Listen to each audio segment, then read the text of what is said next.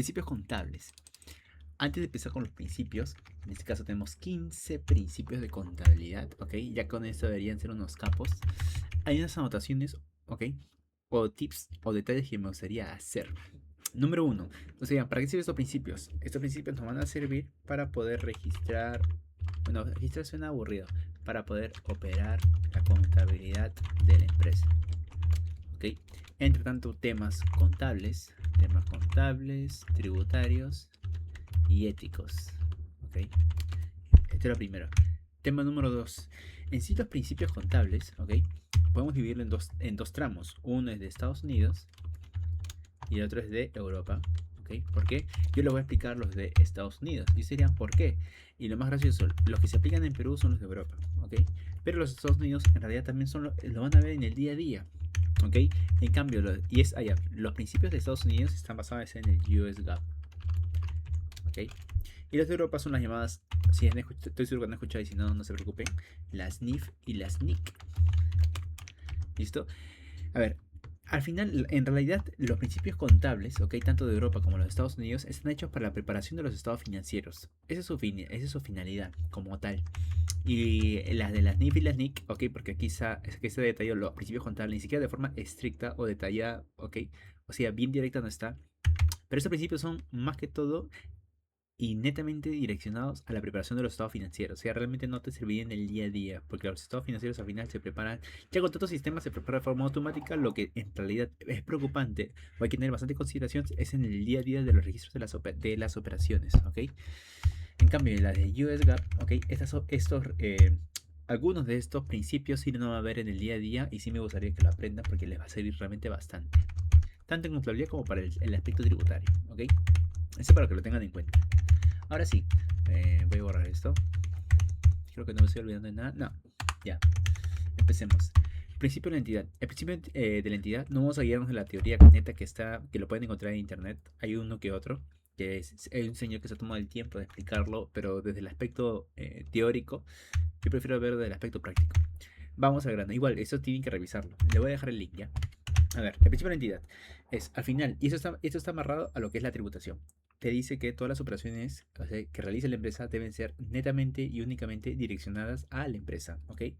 Todas las operaciones deben estar relacionadas a la empresa, ¿ok? Es decir, al final la empresa, si bien se ha constituido, ¿no es cierto?, por los dueños de la empresa, ¿no? Pero al final es una entidad o es una persona como tal, es una persona jurídica, solo es de que está cita porque no tiene una figura física, ¿no?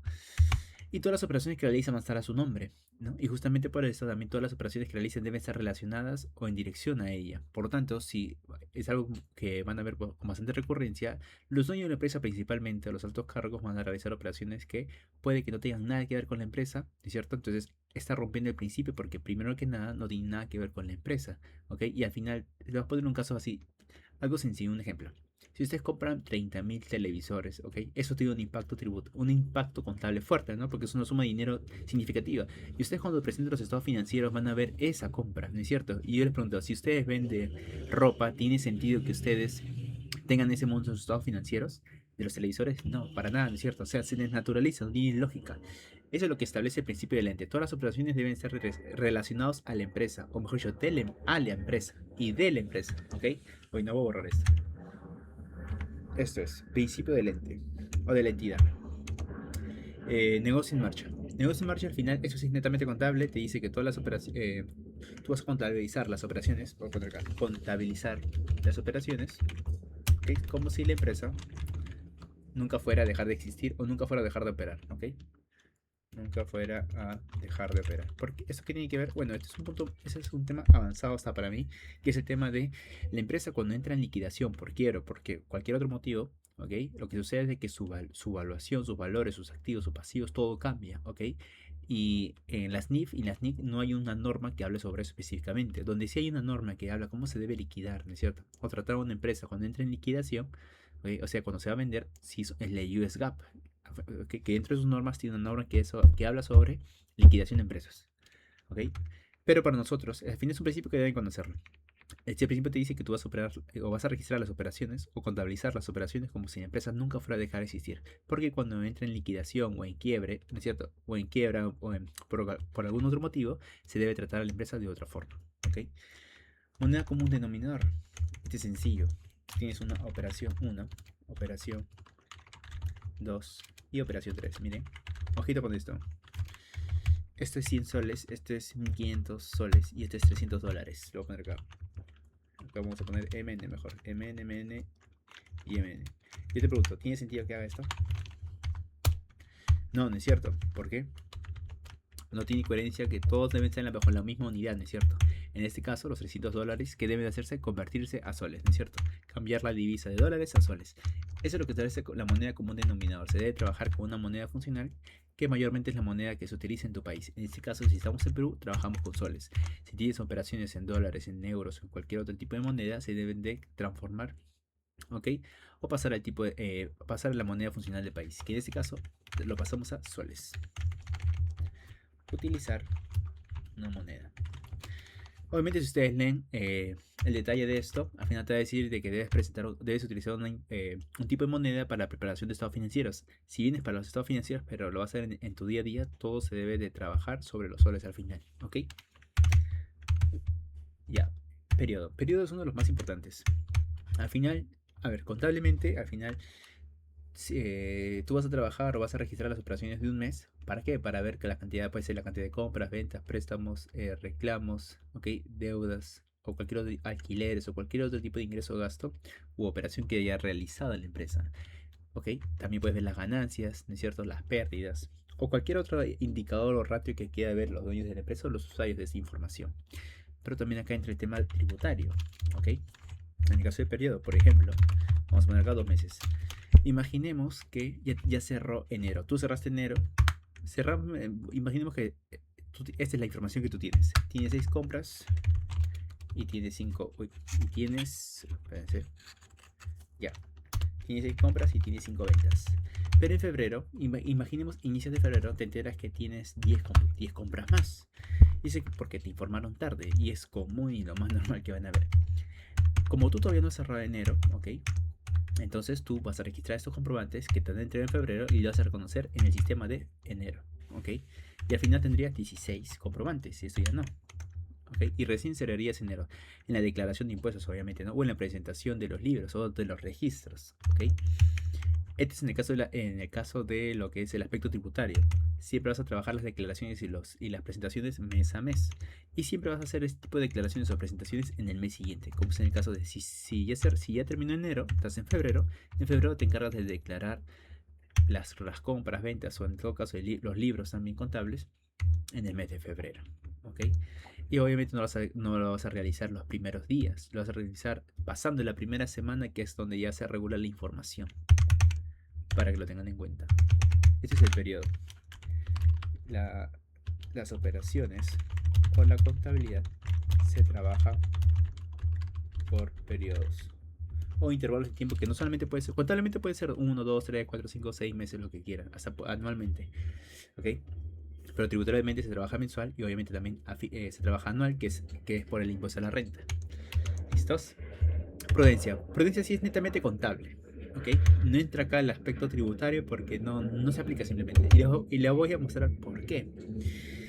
En prudencia, lo que te dice es, los ingresos los vas a reconocer, ¿ok? Cuando realmente hayas cobrado, ¿ok? O tengas la total certeza que vas a cobrar. Los gastos los vas a reconocer cuando tengas la total certeza que no vas a tienes una pérdida o que el gasto sea realizado o que en todo caso, por ejemplo, un cliente no te va a pagar, reconoces el gasto. Si tienes más de una opción para reconocer un activo, lo vas a reconocer en el menor valor, es decir, para no inflar la riqueza. Y en el caso de los pasivos, vas a reconocer el pasivo si tienes más de un valor para reconocer un pasivo, lo vas a reconocer en el mayor valor, ¿no es cierto? Para que te prepares en caso, o sea, se concluya el valor y sea o sea, te prepares para las peores situaciones. Al final, prudencia lo que te dice es, siempre te debes ponerte en la peor situación, ¿ok? Para que estés preparado. Pero tributariamente eso no se aplica, ¿ok? Pero contablemente sí. Ojito. Materialidad. En el caso de la materialidad es si tus operaciones diarias son de 10.000 soles. Imaginemos que, no por acá, imaginemos que omitiste una compra, no por acá, omisión de una compra de 10 soles. Y yo te pregunto, ¿habría un problema si es que esta compra lo omites en tu contabilidad? No, no es cierto. ¿Por qué? Porque al final, cuando los dueños de la empresa, por ejemplo, vean los estados financieros, esta compra no se va a notar, va a pasar desapercibida porque no es un monto significativo, es mínimo. Eso que se es la materialidad. ¿Ok? Si una operación, si una operación puede influir sobre la decisión de los usuarios de la información, o mayormente sobre los dueños, entonces sí es material. Si no influye, ¿ok? Realmente no es material. Eso puede entrar en las políticas de la empresa, se puede ver un monto estándar, ¿ok? A veces lo ponen, a veces no. O a veces es por un tema de sentido común, ¿ok? Dentro de la empresa, que tú mismo también puedes sacar esa propia conclusión, ¿ok? Entonces vamos a poner acá, eh, vamos a poner importancia o relevancia de una operación si se omite. En palabras sencillas, valoración del costo. Al final, cuando tú se realiza tanto por ejemplo, cuando se realiza la compra de un activo, ¿no es cierto? Al inicio tú decís, ya, ¿con qué valor lo voy a registrar? Obviamente esto es sentido común, pero en un inicio lo vas a contabilizar al costo. ¿Y qué es el costo? El valor al cual o sea, el valor que tú has desembolsado para adquirir ese activo, ¿no? Esa es la evaluación del costo. Casi todos los activos o casi todas las operaciones se evalúan o se contabilizan al costo, que es el valor al cual salió el dinero, ¿no es cierto? O entró el dinero. Normalmente salió, obviamente. ¿Ok? Eso es. Obviamente, si posteriormente hay otra forma de evaluar, ¿ok? El activo principal, lo van a realizar con ningún problema. ¿Ok? Las operaciones, acá ponemos, las operaciones se contabilizan inicialmente al costo, que es al desembolso. Listo. La uniformidad, por ejemplo, cuando se registran las maquinarias y se va a registrar su gasto, o mejor dicho, su desgaste por el propio uso, hay varias formas de reconocer eso. Pero en contabilidad, mejor dicho, como hay varias formas, obviamente tú vas a utilizar una, no puedes utilizar varias. ¿Por qué? Porque vas a desnaturalizar las operaciones o no vas a tener, o sea, mejor dicho, tus estados financieros, o mejor dicho, esas operaciones no van a estar en la misma línea, ¿ok? Para que lo tengan en cuenta. O mejor, o otra forma.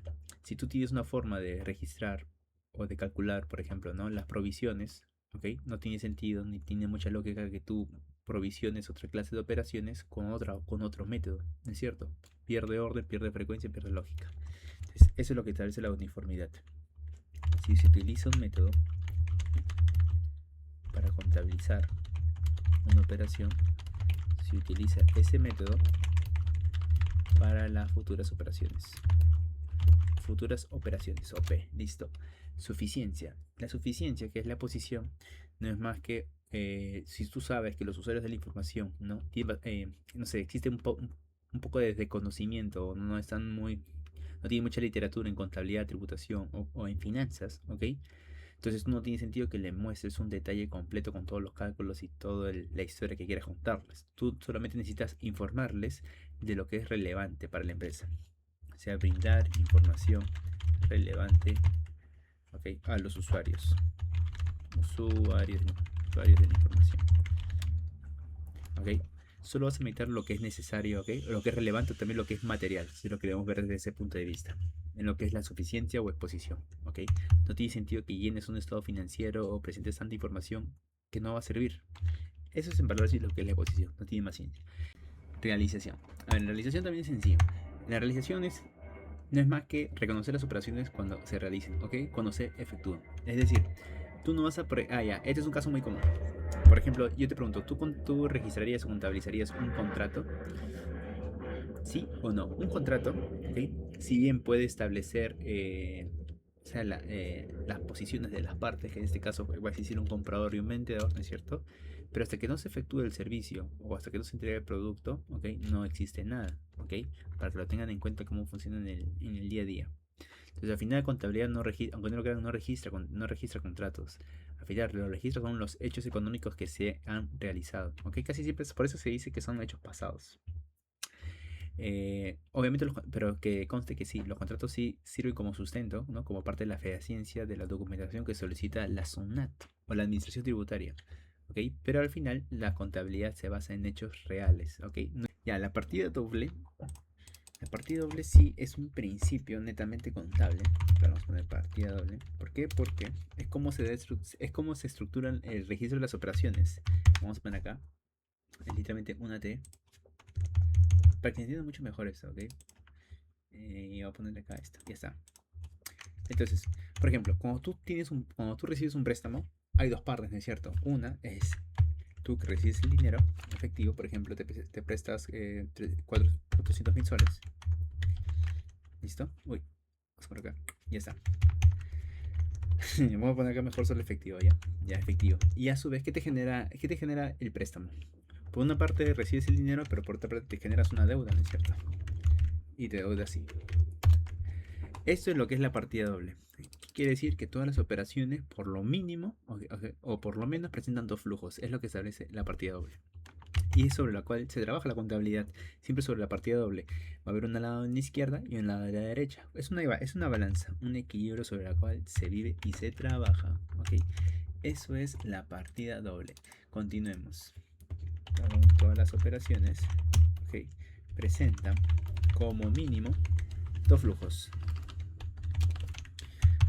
Otro ejemplo más clásico, no hay comprador sin vendedor, ¿no es cierto? Ese es el más común, ya. Y el equidad sí es un principio ético que obviamente imaginemos que la empresa le está yendo mal o todavía no puede reconocer sus ingresos por motivos tributarios, ¿ok? O por X motivos. Entonces al final a ti te dice que tienes que maquillarlo, ¿no? Para que se vea bonito, o sea, o reconocerlo, o aumentar la utilidad, o aumentar la liquidez de la empresa. Al final son números, ¿ok? Para que, por ejemplo, ¿no? La empresa puede recibir un préstamo. Porque cuando tú quieres solicitar un préstamo a un banco, mayormente los bancos te piden los estados financieros. Entonces, lo que te dice la equidad es de que tú no debes velar por los intereses de las partes, ¿ok?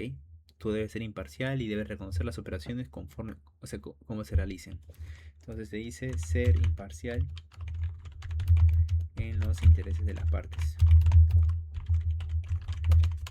Eso es lo que es la equidad. Va a depender de ti antes que te despidan.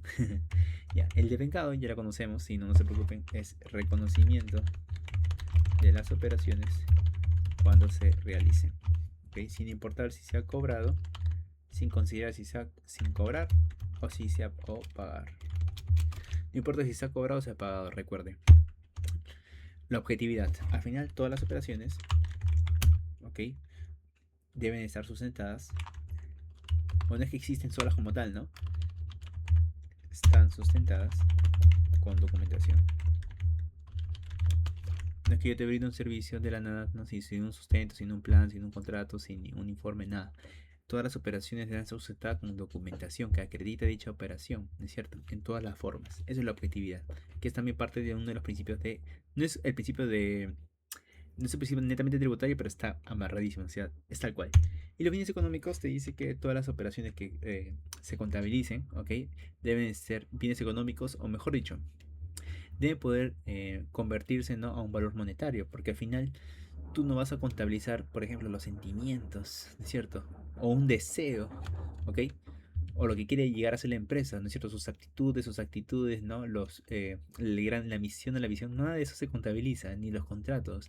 Recordemos, todo se contabiliza, ¿no es cierto? Todo lo que se contabiliza es porque tiene un valor, ¿no es cierto? Es decir, el mismo efectivo, la mercadería, la propiedad. O sea, me refiero a los terrenos, vamos a poner que mejor terrenos. O sea, los predios, todo eso. Predios, las deudas. Todo puede se le puede dar un valor monetario como tal, ¿no? Esto puede ser 4.500, esto puede ser 100.000, esto puede ser 350.000, esto puede ser 40.000. Todo tiene un valor monetario, ¿no es cierto? Como todo puede convertirse, entonces sí, sobre eso se trabaja, recordemos. ¿Ok? En lo que respecta contabilidad. Ahora, para hacer, ahí vamos a poner acá. Todas las operaciones se registran bajo un valor monetario. Listo. Estos son los principios contables. ¿Listos?